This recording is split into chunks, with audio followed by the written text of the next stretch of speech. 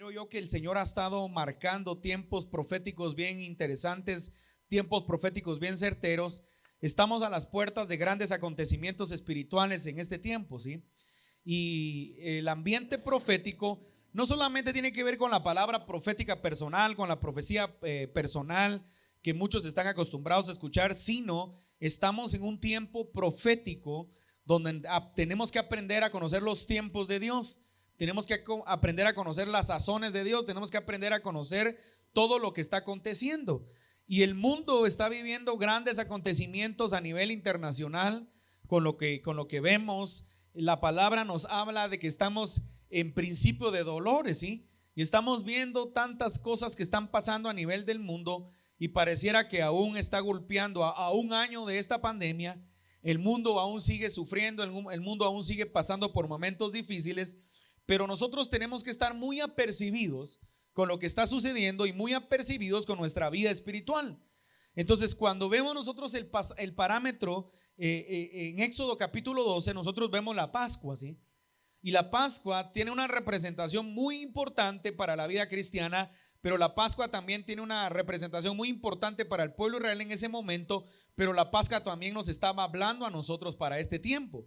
Y nosotros también tenemos que entender a través de la palabra, y lo vamos a ver a través de la luz de la palabra, lo que el Señor quiere hablar en este tiempo. Fíjese que bien importante poder entender cómo el Señor está hablando a través de sus siervos, a través de los profetas, y cómo tenemos que pedirle al Señor que nos dé la revelación de los tiempos, la revelación de los tiempos y la revelación de entender lo que Dios está trayendo para este tiempo. Fíjese que estamos viviendo acontecimientos bien interesantes y el reloj de Dios. Fíjese que a través de Israel nosotros podemos ver muchas cosas y estamos viendo nosotros cómo la higuera ha florecido y cómo la higuera que es Israel está floreciendo aún, y nosotros tenemos que entender a través de la palabra lo que el Señor quiere hablar. Quiero que me acompañe a Éxodo capítulo 12, verso 1 en adelante. Lo vamos a leer literal y luego vamos a ir viendo lo que el Señor quiere hablar a nuestra vida.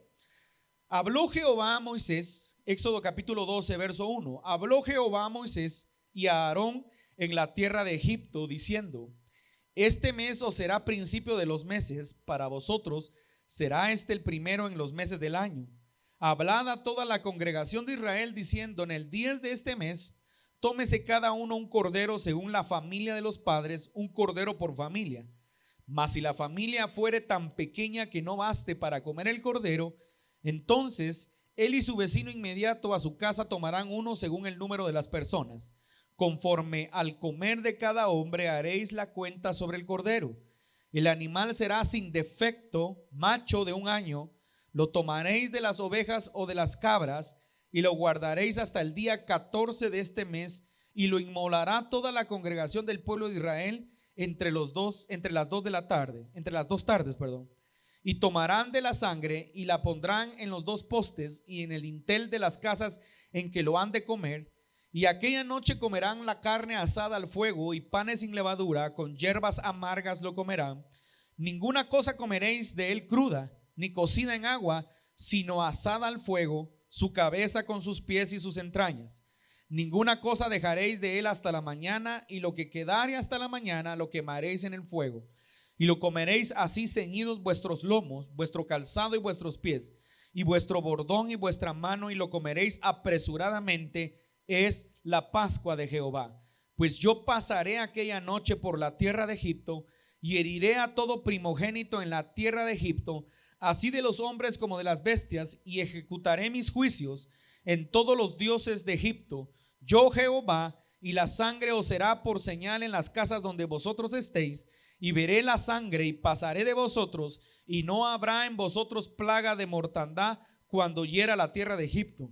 Y este día os será en memoria, y lo celebraréis como fiesta solemne para Jehová durante vuestras generaciones, por estatuto perpetuo lo celebraréis. 7 días comeréis panes sin levadura, y si el primer día haréis que no haya levadura en vuestras casas, porque cualquiera que comiere leudado desde el primer día hasta el séptimo será cortado de Israel. El primer día habrá santa convocación, y asimismo en el séptimo día tendréis una santa convocación. Ninguna obra se hará en ellos, excepto solamente que preparéis lo que cada cual ha de comer. Y guardaréis la fiesta de los panes sin levadura, porque en este mismo día saqué vuestras huestes de la tierra de Egipto. Por tanto, guardaréis este mandamiento en vuestras generaciones por costumbre perpetua. En el mes primero comeréis los panes sin levadura desde el día 14 del mes por la tarde hasta el 21 del mes por la tarde. Por 7 días no se hallará levadura en vuestras casas, porque cualquiera que comiere leudado, así extranjero como natural del país, será cortado de la congregación de Israel. Vamos a detenernos acá y vamos a entrar de lleno para que podamos entender nosotros qué es lo que el Señor está hablando. Fíjese pues que usted conoce la historia. La palabra de Dios nos muestra que el pueblo de Israel estuvo en Egipto 430 años de cautiverio, ¿sí? 430 años de cautividad, y recuérdese que la palabra siempre nos enseña que Egipto representa el mundo, ¿sí? Que Egipto representa la naturaleza humana, representa el mundo sin Dios, representa el poder humano que hay. Hoy por hoy nosotros podemos ver acá a través de los noticieros cómo las naciones, muchas naciones gobiernan su vida en este momento, están sacando a Dios de todos sus parámetros. Están sacando todo lo que es espiritual, todos los principios, todos los valores, los están sacando de sus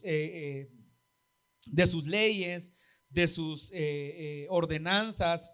Estados Unidos es una de las naciones que durante muchos años, mantuvo la palabra como un parámetro de guianza, de estandarte.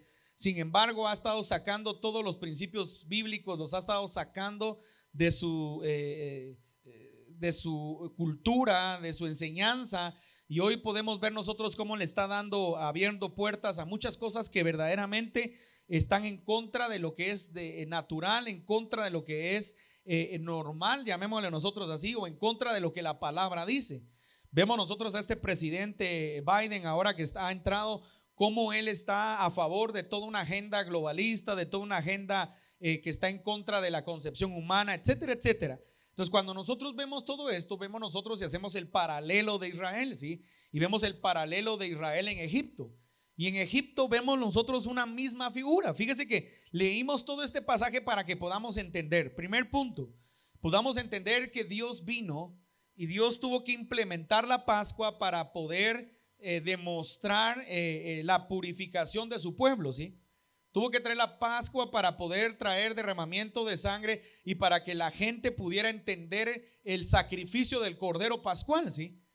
Que era una manera de presentar a Jesucristo en el tiempo de la gracia que hoy vivimos, porque hoy nosotros practicamos o hemos visto ya, cuando hacemos Santa Cena tenemos nuestra Pascua, pero tenemos que entender la profundidad de lo que la Pascua representaba en ese momento. Fíjese pues, el primer punto era que había una condenación.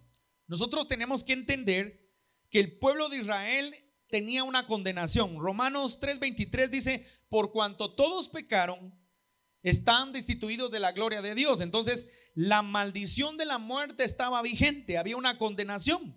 Y por eso dice: yo pasaré aquella noche, mire, por la tierra de Egipto y heriré a todo primogénito en la tierra. Entonces, cuando vemos nosotros esto, vemos que había una condenación.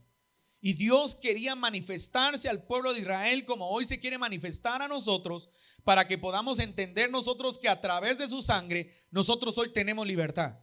Fíjese que a veces le restamos importancia al sacrificio de la sangre, le restamos importancia al sacrificio de la cruz, le restamos importancia a que el Hijo de Dios se entregó en la cruz del Calvario por nosotros. Fíjese que a lo largo de los años, cuando en lo que vamos siendo cristianos, vamos creciendo, algunos vamos sirviendo, vamos desarrollando dones, habilidades, le vamos restando importancia a nosotros al sacrificio de la cruz. Hoy que se celebra, que el mundo entra en la Semana Santa, en la Semana Mayor, que celebra la muerte, la resurrección de Cristo, muchas veces hay gente que no vive verdaderamente o no logra dimensionar el sacrificio de la cruz. Yo le pregunto a usted, ¿hace cuánto que no dimensionamos el sacrificio de la cruz verdaderamente? Y no se trata de que estemos viendo películas y estemos llorando, se trata de que entendamos el valor de la sangre de Cristo, entendamos el valor de la redención que hay en nosotros. Mi esposa decía algo bien interesante: démosle gracias a Dios que usted está sano. Démosle gracias a Dios que usted, gracias al Señor, no ha pasado tal vez por momentos de esta enfermedad muy dura. Y si los que han pasado, gracias a Dios, lo han superado, qué bueno. Pero es triste, hermano, es triste ver lo que las familias viven. Y no porque sea en esta semana haya sido mi familia, Si no es triste ver a un familiar morir, hablar con él en la mañana, verlo, saber que murió hace unas horas y no poderlo ni siquiera ir a enterrar dignamente como la gente acostumbra, o poder tener un tiempo. Eso es bien complicado, pero nosotros, sin duda alguna, el Señor ha hecho la obra, nos ha guardado, nos ha librado, Él tiene el control, y es bien importante poder entender lo que el Señor quiere hablar a nuestra vida en este tiempo, lo que el Señor quiere hablar a nuestra vida en este momento. Entonces, cuando vemos nosotros, había una condenación, ¿sí? Había una pronunciación de muerte sobre todo, mire, sobre todo el pueblo de Egipto, ¿sí?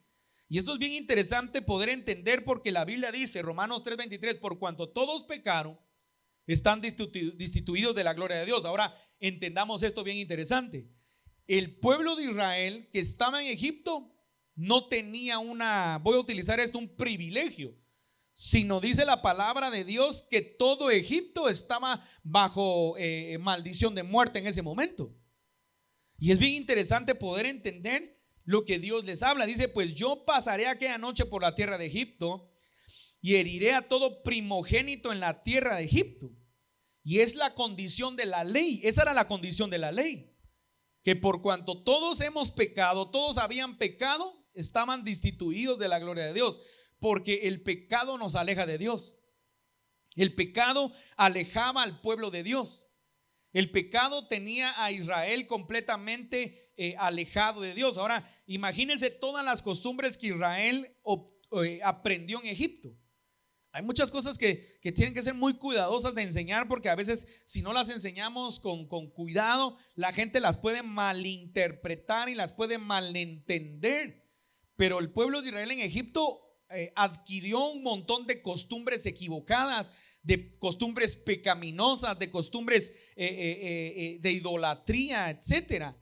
Todas las maldiciones, todas las plagas que usted ve en el libro de Éxodo, que Moisés batalla con Faraón, todas las plagas representan una deidad que Dios tuvo no que Dios no podía derribar, sino que Dios le tuvo que dar una lección al Faraón para que el pueblo entendiera que ninguna deidad puede más que Dios. Y todas las plagas que ustedes, las plagas de la rana, las plagas de las moscas, era una deidad que los egipcios tenían y que los egipcios adoraban y practicaban, y cada deidad que fue derrotada en las plagas era Dios diciéndole al pueblo que Dios tenía el poder y que Dios era el Dios de cualquier Dios. Entender eso es bien complicado a veces, porque nosotros no dimensionamos cómo verdaderamente el mundo espiritual hoy gobierna lo que nosotros, en donde nosotros nos desarrollamos. Usted a veces tiene batallas espirituales, usted va a tener que orar el doble, porque hay un ambiente espiritual que gobierna el mundo sobrenatural. Usted está hoy sentado acá, usted está sentado en su casa y usted siente opresión, usted siente cosas raras, usted está en su oficina, usted siente batallas. Yo le tengo que decir, usted y yo tenemos que aprender a ejercer nuestra autoridad, porque muchas veces el enemigo se va a levantar en contra de nosotros para derribarnos, para destruirnos, y usted va a tener que ejercer la autoridad que el Señor le entregó. Usted va a tener que declarar palabra, usted va a tener que reprender, usted va a tener que pararse con firmeza, usted va a tener que pararse a declarar la palabra que el Señor está con usted, porque nosotros tenemos que aprender a ejercer autoridad en los ambientes donde nos desarrollamos. ¿Nunca se ha preguntado por qué a veces hay batalla, por qué a veces hay lucha en las cosas que usted quiere hacer? Hay un negocio y se le cae, hay una promesa que Dios le da y parece que las cosas se tuercen y las cosas no van como usted quiere. Es porque el enemigo se quiere levantar en contra de usted, pero usted y yo tenemos autoridad en nuestra vida, en nuestra boca. Usted y yo tenemos autoridad con la palabra, y a veces el cristiano se le olvida que podemos ejercer esa autoridad para derribar toda artimaña del enemigo, para derribar toda artimaña de Satanás, para cancelar todo lo que Satanás quiere traer en contra de nuestra vida. Muchos de nosotros tenemos batallas constantes. ¿Y a causa de qué es esto? Es a causa de que muchas veces no ejercemos la autoridad de lo que Dios dio. Por ejemplo, ¿cuántos acá tienen promesas de parte de Dios? Levante su mano. Todos tenemos promesas. Todos tenemos promesas de parte de Dios. Ahora la pregunta es, ¿por qué algunos alcanzan las promesas y por qué otros no las alcanzan? ¿Por qué algunos parece como que Dios prometió y como que Dios no lo cumplió? Y entonces a veces decimos, de plano, si fue un profeta el que le dio la palabra, de plano el profeta se chanfleó, de plano era un falso profeta, de plano no era palabra de Dios. No necesariamente. Tengan mucho cuidado que Satanás no trastoque su mente y su corazón haciéndole creer que las palabras que Dios le dio no son de Dios. Yo creo que aquí la mayoría ha estado en escuela profética o conoce un poco de lo profético, pero toda palabra profética es condicional en este tiempo. Toda palabra profética tiene una condicionante: obediencia, fe, santidad, batalla. Mire, usted tiene que aprender a batallar. La Biblia nos enseña que hay persecución a causa de la palabra que es hablada. Entonces, cuando Dios nos da una palabra, va a haber se va a levantar una persecución. Y por eso a veces parece que le dan una palabra, dice el Señor, que viene una bendición abundante para tu vida. Y es cuando más empieza usted a ver escasez. Es cuando usted se tiene que levantar y declarar: Señor, tú declaraste una palabra de bendición sobre mi casa, sobre mi empresa, sobre mi familia. Señor, tú lo declaraste, yo lo creo, Señor, porque muchas veces el enemigo va a querer venir a contrarrestar la palabra a causa de la palabra que fue hablada. Por eso tenemos que pedirle mucho al Señor que ejercer la autoridad. La autoridad del cristiano no solo es para los pastores, es para cada hijo de Dios que se toma de la mano de Dios y que puede avanzar en lo que Dios tiene para su vida. Aprendamos cada día a declarar la palabra de Dios sobre nuestra vida. Hablemos de los padres, aquellos hijos que a lo mejor no quieren en este momento saber nada de Dios. Este es el tiempo para que usted declare sobre sus hijos. Declare: Señor, yo declaro que mis hijos, Señor, te van a conocer. Ten misericordia de ellos. Tú has declarado promesas sobre ellos. Es el tiempo de declarar promesas sobre sus hijos, declarar la palabra que Dios ha hablado.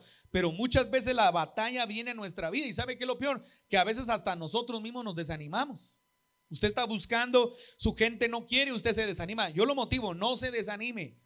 Cada día sigamos orando y pidiéndole al Señor que Él sea el que se encargue de que nosotros podamos alcanzar la promesa. Hay procesos en la vida de la gente. Israel vivió 430 años de proceso, 430 años de opresión, 400 años de prueba, de lucha, de adversidad, hasta que dice la palabra que el clamor de los hijos de Israel subió delante de Dios.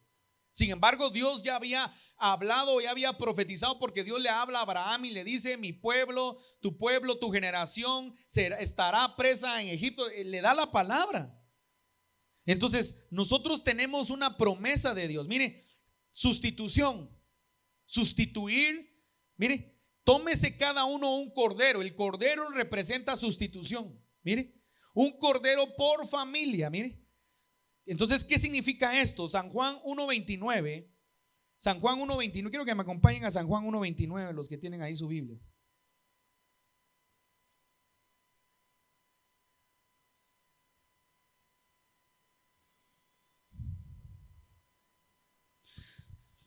Mire lo que dice: el siguiente día vio Juan a Jesús que venía a él y dijo: he aquí el Cordero de Dios que quita el pecado del mundo. Mire pues, entonces sustitución, ¿qué significa eso? Tómese cada uno un cordero por familia. Ahora, nuestro cordero fue Jesucristo, ¿sí? Es el paralelo de la Pascua de los israelitas y el paralelo hoy de nosotros, de nuestra Pascua espiritual, ¿sí? De cómo dice la palabra que Juan el Bautista estaba viendo cuando vio a Jesús, dijo: he ahí el Cordero de Dios que quita el pecado del mundo. Ahora, tómese cada uno un cordero. Mire, entonces, ¿qué significa esto? El pueblo de Israel tuvo que sustituir, tomar y sustituir y poner algo en medio para que pudiera ser sustituido, para que no murieran en ese momento. Ahora, Jesucristo, dice la palabra, que fue el cordero inmolado. Dice: el cordero que fue inmolado antes de la fundación del mundo.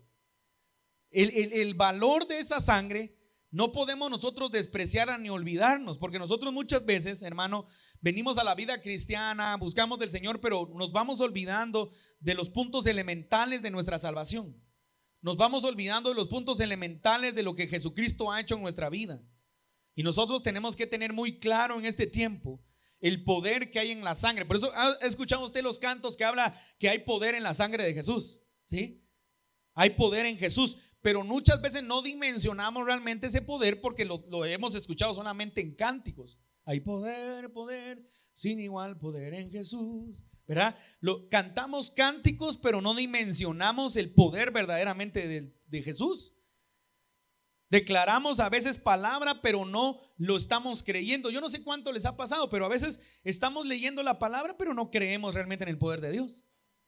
¿verdad? Estamos leyendo la palabra, estamos viendo un mensaje, estamos viendo un bosquejo, pero verdaderamente no creemos en el poder de Dios. Y se lo puedo decir, ¿por qué? Porque cuando muchas veces nos toca ministrar gente, orar por personas, ir a hablar con gente que está cabizbaja, que está desanimada, nos damos cuenta que lo primero que se le viene abajo a usted es su confianza en Dios. Lo primero que usted deja de creer es que Dios le prometió algo. Pero es que el Señor habló, pero me ha tocado duro. Mi hermano, a todos les toca duro. ¿A quién acá no le ha tocado duro en la vida? ¿Quién acá no ha sufrido una decepción? ¿Quién acá no ha sufrido un momento difícil en su vida? Se le ha muerto un familiar, un padre, una madre, se le ha muerto un hijo, a lo mejor gente que ha perdido familia, gente que ha perdido negocios, que ha perdido empresas, que ha quebrado. Mire, ¿quién no ha tenido pérdida? Todos hemos tenido pérdida en la vida. Ahora, el problema no es que tengamos pérdida, el problema es que no logremos entender que con Cristo Jesús verdaderamente podemos seguir avanzando y podemos salir adelante en medio de lo que ha sucedido en nuestra vida. Entonces, vemos nosotros acá al Cordero de Dios. Al Cordero de Dios, dice la palabra que fue inmolado, al Cordero de Dios que quita el pecado del mundo. Entonces, Jesucristo nos redime del pecado. Y a veces, ¿sabe por qué estoy hablando de esto? Porque veo que a veces hay gente que a pesar de que ya fue salva, todavía se siente a veces culpable de cosas que ha hecho, que le han pasado, que le están pasando. Nunca le ha pasado. Le voy a hablar a la gente que a lo mejor nos ve y que está en procesos. Por ejemplo, hay gente que no está en pecado, hay gente que es fiel con sus diezmos, que es fiel con sus ofrendas, pero que está en un proceso de escasez y a veces piensa que hay algo malo, a veces hasta piensa que hay brujería, que hay hechicería. No, no es ni brujería, no es ni hechicería. ¿Sabe qué? Estás en un proceso de Dios. Dios está formando tu carácter, Dios está formando tu fe, Dios está formando en ti un hombre y una mujer. Dios no forma a niños, Dios forma a hombres y mujeres. Y a veces esos procesos son dolorosos, esos procesos son difíciles. A veces hay gente que tiene un llamado de parte de Dios y como no obedece el llamado de parte de Dios, por eso no logra ver una salida en medio del túnel, ¿sí? ¿Por qué pasa eso? Porque no obedecemos el llamado de Dios. En la Biblia usted se va a encontrar con hombres de Dios que por no obedecer el llamado pasaron por momentos de dificultad, pasaron por momentos difíciles, vivieron experiencias que no tenían que vivir. Hablemos de Jonás, por ejemplo, muy conocido. Jonás, dice la palabra, que Dios le habla, le dice: levántate, ve a Nínive y proclama, ¿sí? Jonás se levanta y no se va a Nínive, se va a Tarsis. Se mete en un barco, usted ya sabe la historia, y él mismo pide que lo echen al mar. O sea, en pocas palabras, él mismo se suicida, si usted lo quiere ver así. Sin embargo, esta es una enseñanza muy poderosa, porque en medio de que Jonás quiso suicidarse o le pidió a los hombres que lo echaran al mar, dice la palabra que Dios preparó, repita conmigo, preparó un gran pez, no una ballena. A los niños en la escuela dominical les pintan una ballena para que se tengan fijación y para que se imaginen una ballena, pero realmente no era una ballena, era un pez gigante. Y entonces dice la Biblia que cuando lo lanzan, el pez se lo traga, y usted ya sabe la historia de Jonás. Pasó varios días dentro del estómago del animal, y ahí hubo un proceso para la vida de Jonás. Usted sabe la historia, dice que a ciertos días lo escupe el pez, y entonces, póngale atención, ahora Jonás sí va a cumplir el propósito de Dios. No sé si está captando que para cumplir el proceso de Dios tuvo que estar metido en el estómago de ese animal, ¿sí?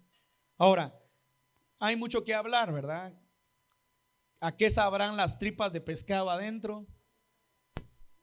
¿Cuál era el olor que tenía Jonás? No sé, yo me imagino que adentro había un olor a vómito, no sé, una cosa así horrible, ¿sí? Aparte del proceso mental, psicológico y espiritual que pudo haber vivido el profeta. Ahora, cuando es lanzado, sale y entonces se va y va a proclamar algo que Dios tampoco le había dicho, pero se va a proclamar: dentro de 40 días Nínive será destruida, ¿sí? La Biblia no dice que Dios dijo que iba a destruirla. Sin embargo, Jonás declara, y bueno, al final Jonás da una palabra profética y el pueblo de Nínive se arrepiente. Dice la Biblia que se arrepiente desde el más pequeño hasta el más grande. ¿Y sabe qué? Dios ya no destruye Nínive. Ahora el profeta se vuelve a enojar. ¿Por qué le estoy hablando todo esto? Ahí va a ver por qué. Ahora el profeta se vuelve a enojar porque Dios no cumplió la palabra que él había declarado, ¿sí? Y se va a enojar y se acuesta abajo de una calabacera, y dice la Biblia que un gusano gigante vino y se comió la calabacera, ¿sí? Mire qué interés, pura historia de niños, ¿verdad? Sí. Y dice que cuando se comió la calabacera, Jonás se enojó otra vez y se quería morir. Y entonces Dios le dice: ¿y tú por qué te enojas si acaso tú trabajaste para formar esta calabacera? Entonces, ¿cuál es la enseñanza? La enseñanza es que muchos de nosotros vamos a pasar por procesos difíciles en la vida por no entender el proceso de Dios en nuestra vida, o la voluntad de Dios en nuestra vida, o el llamado de Dios en nuestra vida, o cómo tenemos que desarrollar nuestra vida delante de Dios. El pueblo de Israel durante 400 años vivió una similitud por no entender su propósito y por haberle dado la espalda al Señor. Fíjese que nosotros muchas veces no dimensionamos verdaderamente lo que el Señor trabaja en nuestra vida, lo que el Señor hace en nuestra vida, lo que el Señor está trayendo a nuestro corazón. Muchos de nosotros, Dios está queriendo que hoy nosotros podamos entender la importancia de ese sacrificio de la cruz y lo que esto genera en nuestra vida. El mundo está por celebrar a escasa una media semana la Semana Santa, y no dimensionamos todavía. Yo creo que le cuento a la gente, yo crecí por el barrio donde está el barrio de Candelaria, ¿sí? Entonces el Jueves Santo se recuerda que sale siempre el Cristo Rey de Candelaria. Y yo me recuerdo que yo crecí en la madrugada del día miércoles, era alegre en los tiempos de niños, ¿sí? Toda la noche haciendo alfombras, y era aquello así en la avenida Juan Chapín, para que el jueves en la mañana salga el Cristo Rey, porque así se llama. Pero ¿sabe qué? Nunca se me olvida una vez que me marcó, y no estoy hablando acá ni de religiosidad, ni estoy juzgando a nadie, estoy diciéndole que esto me marcó a mí. Me recuerdo que yo estaba y empezó la procesión. Yo no era católico, pero me gustaba andar de chute ahí, ¿verdad? Viendo patojas y todo. Y me recuerdo que vi una persona que estaba llorando así muy solemne delante de la anda, así. Yo lo vi, dije, wow, dije, oh, qué tocado está esa persona, así. Lloraba así con unas lágrimas, y yo era un grupo de gente llorando, y uno decía, wow, qué solemne. Al rato no sé qué fue lo que pasó, y esos mismos que estaban llorando delante del anda empezaron a pelear y a maltratar y así malas palabras. Y entonces nunca se me olvidó que me marcó tanto que dije, wow, qué hipocresía, dije yo.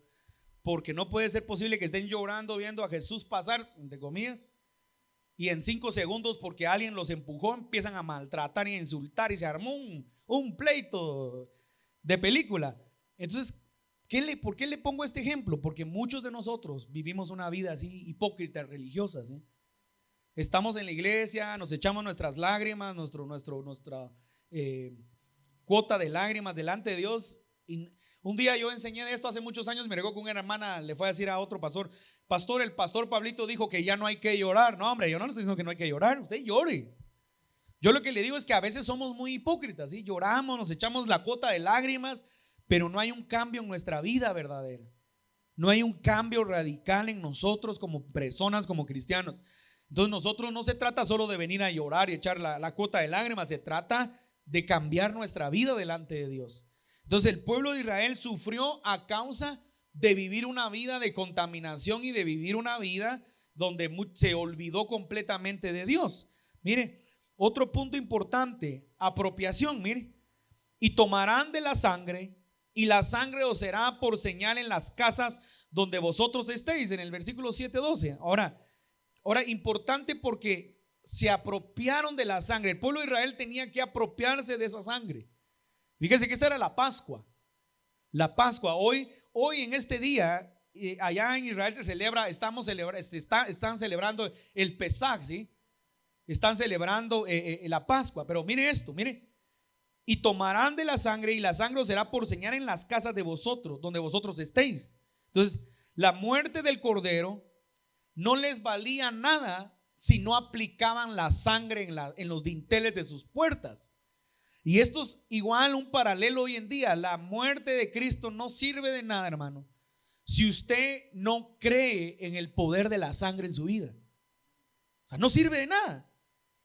Es como que estemos ahorita, hablamos con un familiar, es que como que esté orando y estemos, los vamos a cubrir, levante su mano, vamos a cubrirlo del coronavirus, ¿sí?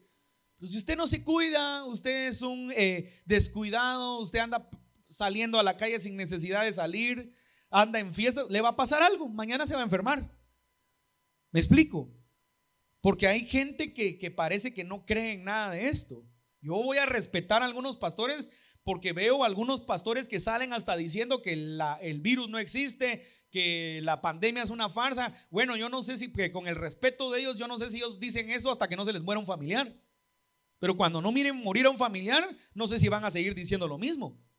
Ahora, lo que yo le quiero decir es que la sangre del cordero no tiene funcionabilidad, no funciona si usted y yo no la aplicamos en nuestra vida. Y hay mucha gente cristiana en la iglesia, hermano, que vive una vida donde no logra aplicar esa sangre en su vida. Y yo quiero que podamos entender a través de la palabra que el pueblo de Israel, mire, apropiación, tomó la sangre como propia, ¿sí? Del cordero pascual, del cordero que Dios les había dado en la indicación, pero no servía de nada hasta que no aplicaron esa sangre, la apropiaron, se la hicieron suya. Entonces pasó algo sobrenatural y usted conoce la historia, mire, porque nosotros tenemos que entender hoy que el primogénito, mire, dice la Biblia que era la muerte de los primogénitos.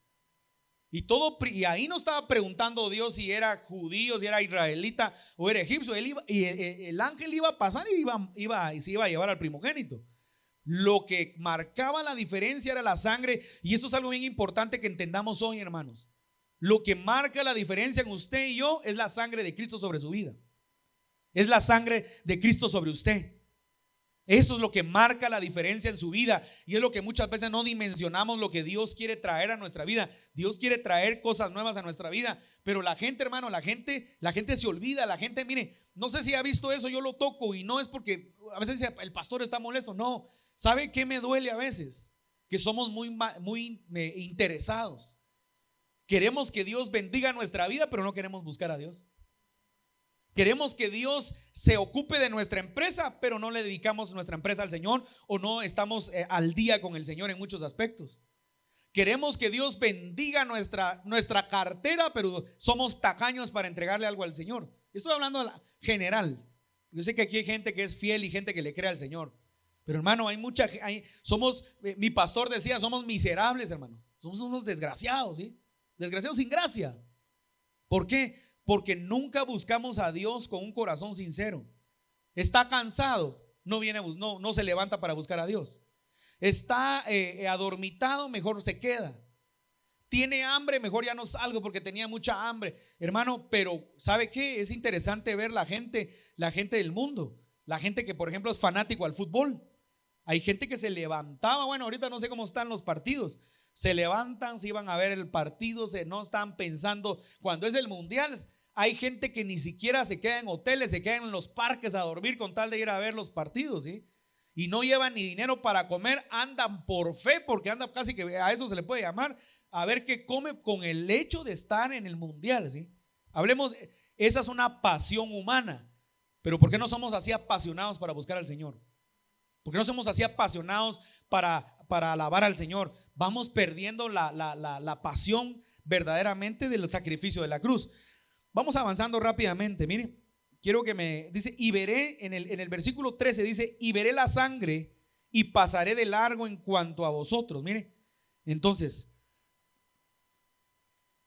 la sangre que estaba delante de los ojos de Dios, solamente Dios iba a ver la sangre que estuviera en los dinteles de la puerta. Esto nos habla ahora, también nos habla de nuestra casa. Yo le pregunto a usted, ¿cómo está su casa?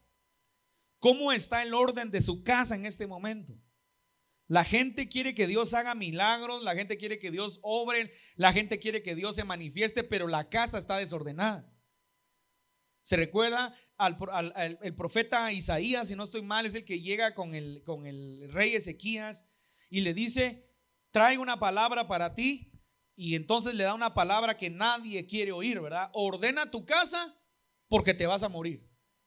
Ahora, la pregunta es ¿por qué le dijo ordena tu casa? ¿Por qué no le dijo Alégrate, vístete con tus mejores vestidos, sal a recorrer la tierra y muy pronto te vas a morir. Sino la premisa fue: ordena tu casa porque te vas a morir. Usted conoce la historia, dice que el profeta, el rey, perdón, se pone a llorar delante de Dios y empieza a decirle al Señor que se acuerde de sus ofrendas, que se acuerde de todo lo que él ha hecho. Y dice la Biblia que el rey, el profeta ni siquiera había terminado de salir del palacio, del templo, cuando dice que Dios le habla, le dice: regrésate, le voy a dar 15 años más. Ahora, esos 15 años de vida que Dios le dio a Ezequías fueron la desgracia de Ezequías, porque lo que hizo fue que a raíz de eso perdió todo lo que tenía. Usted ya sabe la historia, ¿sí? Se le olvidó a Ezequías, comparte su victoria. Dice que de luego, cuando lo llegan a sitiar y lo llegan a atacar, dice que le roban todos los utensilios del templo de Dios. Ahora, pero lo interesante es la premisa: ordena tu casa. Yo le pregunto a usted en esta mañana: ¿cómo está nuestra casa delante de Dios? ¿Sabe una cosa? Hay casas de pastores, de ministros, de gente muy desordenada delante de Dios. Y no tiene que ver acá con finanzas, tiene que ver con el orden de cómo se están formando a sus hijos, cómo se están formando a las generaciones, o cómo se está trabajando dentro de casa. Usted acá se verá muy lindo, siempre se lo digo, pero en casa, ¿cómo está? ¿Cómo es usted en casa? ¿Cómo se comporta usted en casa? ¿Cómo se comporta usted delante de sus hermanos? ¿Cómo es usted delante de los demás?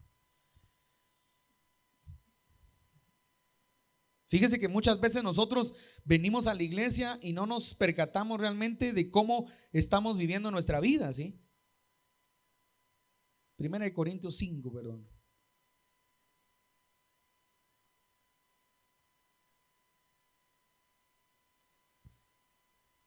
Mire lo que dice la palabra. Mire: limpiaos pues de la vieja levadura, para que seáis nueva masa sin levadura, como sois, porque nuestra Pascua, que es Cristo, ya fue crucificada por nosotros. Ahora, Dios le habla al pueblo de Israel y le habla que tiene que salir apresuradamente, mire, y habla de la levadura. Ahora, ¿qué es la levadura? Fíjese que hablar de la levadura es bien interesante, porque Jesucristo tipificó la levadura como la hipocresía, tipificó la levadura como el pecado, pero también la levadura tiene que ver con todo lo oculto y todo lo que no se puede ver dentro de nosotros, ¿sí? O sea, muchos de nosotros guardamos secretos. Las personas guardan secretos, o las personas tienen cosas ocultas que nadie lo puede ver. Por ejemplo, usted no se así como se comporta acá, usted no se comporta en su casa, ya cuando ya está a solas con su esposa. Hay gente que hasta tiene un lenguaje diferente de cómo habla acá en la iglesia. Entonces la pregunta es, mire, la Biblia nos habla y 1 Corintios dice: limpiaos pues de la vieja levadura. Entonces nosotros tenemos que aprender a limpiarnos de todo lo que nos suma. Hermano, en este tiempo, vení para acá, Eddie, por favor. Hermano, en este tiempo que estamos viviendo momentos complicados, que estamos viviendo momentos difíciles, yo lo quiero motivar a usted para que nos limpiemos de toda vieja levadura, que nos limpiemos de todo aquello que nos contamina, de todo aquello que nos está deteniendo a nuestro llamado, que nos está deteniendo hacia nuestro alcance, que nos está deteniendo hacia la adoración. Por ejemplo, hoy estábamos adorando muy precioso, ¿sí? Aprovechemos el tiempo de adoración. Yo le voy a decir algo que dice la palabra: buscad al Señor mientras pueda ser hallado. Mire, aproveche los tiempos de adoración que pueda adorarle al Señor. Tuvo una semana difícil, tuvo una semana complicada, tuvo una semana desastrosa. ¿Sabe qué? Todos tenemos semanas difíciles, hermano. Esta semana para nosotros fue una semana dura, hermano. Y no me estoy quejando, le estoy diciendo, fue difícil. Fue difícil ver llorar a nuestra familia, fue difícil ver partir a un ser querido, fue difícil hablar con nuestra familia y 2 horas después saber que partió. Es difícil ver morir a la gente, es difícil ver morir a la gente sin Cristo, es difícil ver morir a la gente y no poder haber entendido si hizo la oración de fe. Es difícil muchas cosas, ¿sí? Pero nosotros no podemos darnos por vencido en este tiempo. Tenemos que adorar al Señor mientras pueda ser adorado. Mire, yo veo a la gente y se lo vengo diciendo, y lo hablo global, lo hablo general. Ahorita no estoy hablando por acá, solo por este grupo. ¿Sabe que no me doy cuenta de lo que está pasando? Y la otra vez creo que Marito decía algo de la generación. Hay una generación X, una generación que se le conoce como la generación X o zombie, ¿sí? ¿Sabe por qué zombie? Porque parecen muertos en vida. Y esa generación se está replicando en este tiempo en nuestras congregaciones, en nuestras sociedades. Yo me doy cuenta ahorita, hay un común denominador de las iglesias, hermano. Mucha gente está apagada. Mucha gente no adora. Esta pandemia el COVID vino a hacer sus estragos también en la adoración, porque la gente como que no quiere adorar. La gente como que está apagada, la gente como que no le importa la adoración. Mejor si se apura a predicar, así nos vamos más rápido. Y algunos ya ni vienen. Lo triste, ¿sabe qué es lo triste? Que usted los ve comiendo en restaurantes, los ve paseando, y no es la molestia como pastor de que no vinieron. No es esa la molestia. No me está captando, no me entiende. ¿Sabe cuál es la pena y la preocupación? La preocupación es que la Biblia dice que antes de que el Hijo del Hombre venga, dice que el amor de muchos se enfriará. Que antes de que Él venga habrá una gran apostasía, y nos damos cuenta de la gente que no quiere nada de Dios, hermano, pero quiere que Dios haga una obra en su vida. Y nosotros tenemos que ser directamente proporcionales con lo que pedimos. Si usted pide que Dios obre, busque al Señor. Busque, adore al Señor. Aprovechemos este pequeño tiempo de adoración. ¿Cuánto estamos acá? 2 horas estamos, hermano. 2 pequeñas horas. Y luego usted tiene 8 días para estar en su casa, para hacer sus labores. Pero tenemos 2 horas acá que podemos adorar. Hoy tenemos la bendición de que pudimos adorar. Adoremos con libertad, hermano. Hay lugares donde no se puede adorar al Señor. Hay naciones donde ya no se puede adorar. Hay países donde usted no puede cantar y alabar al Señor como lo está haciendo. Adoremos al Señor. Entonces la palabra nos habla, dice: limpiados pues de la vieja levadura, para que seáis nueva masa sin levadura, como sois, dice, porque nuestra Pascua, que es Cristo, ya fue sacrificada por nosotros. Miren, la sangre del Cordero está vigente, pero nuestra tarea es aplicarla. Aplica la sangre sobre tu vida. Aplica el poder de la sangre sobre tu vida. Dice la palabra que la sangre de Cristo nos libra de pecados. La sangre de Cristo tiene poder para sanar, para libertar. Yo creo que este es el tiempo en el que la sangre de Cristo también quiere sanar tus finanzas, sanar tu economía, sanar tu corazón, sanar tu vida.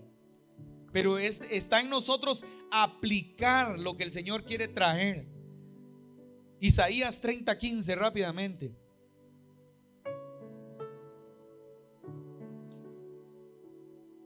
Mire, Isaías 30:15. Porque así dijo Jehová, el Señor, el Santo Israel: en descanso y en reposo seréis salvos. En quietud y en confianza será vuestra fortaleza. Y no quisisteis. Mire, este es el tiempo en el que tenemos que aprender a descansar en Él, a descansar en su nombre. La Pascua era encerrarse en su casa, estar con su familia, adorar al Señor, comer hierbas amargas, comer lo que el Señor había dejado, de rociar la sangre. Y Jesucristo fue nuestra Pascua. Pero hoy nosotros, por medio de la sangre de Cristo, mire, podemos, como dice Isaías, mire, porque así dijo Jehová, el Señor, el Santo Israel: en descanso y en reposo seréis salvos. Este es el tiempo en el que usted y yo tenemos que aprender a descansar, no en nuestras propias fuerzas. Descanse en las promesas de Dios. Yo le quiero hablar a los que a lo mejor están pasando por un momento donde le están pidiendo al Señor que Él pueda hablarles, que Él pueda confirmarles. A lo mejor tienes promesas. Yo sé que todos tenemos promesas de parte de Dios. Yo sé que Dios le ha dado palabra a todos el Señor les ha dado palabra, les ha dado una promesa. Y a lo mejor esa palabra o esa promesa no viene, no se manifiesta, no se materializa, como dirían algunos. Pero yo te tengo que decir lo que dice la palabra de Dios. Mire, en descanso y en reposo seréis salvos. Descansa en el Señor. Descansa, dile: Señor, te entrego esta promesa. Te entrego esta palabra que tú mismo me diste, Señor. Yo la creo, te la entrego, porque Dios tarde o temprano Él obrará, Él hará, Él lo va a sorprender a cada uno. Si Él declaró una palabra sobre tu familia, sobre tu vida, sobre tu casa, sobre tus hijos, Dios lo va a completar, Dios lo va a cumplir. Pero a veces perdemos la fe, perdemos la confianza. ¿A causa de qué? A causa de que nos desesperamos, a causa que dejamos de darle el lugar al Señor, el lugar que Él se merece. Él tiene un lugar en nuestra vida, y ese lugar tiene que ser en el estandarte más grande, el primer lugar. Que la sangre de Cristo, que la sangre del Cordero te abrace, te cubra, te llene. Yo quiero orar esta mañana. Quiero que cierres tus ojos ahí donde estás. Quiero orar esta mañana y pedirle al Señor que Él sea el que a cada uno esta mañana sea fortalecido en el nombre de Jesús. Y que cada promesa que el Señor ha declarado sobre tu casa, sobre tu familia, sobre tu persona, el Señor lo va a cumplir, Él lo va a concretar. Él lo va a concretar porque Él tiene tu vida, la tiene en sus manos. Ahí donde estás, quiero que le levantas tus manos ahí al Señor. Yo quiero orar y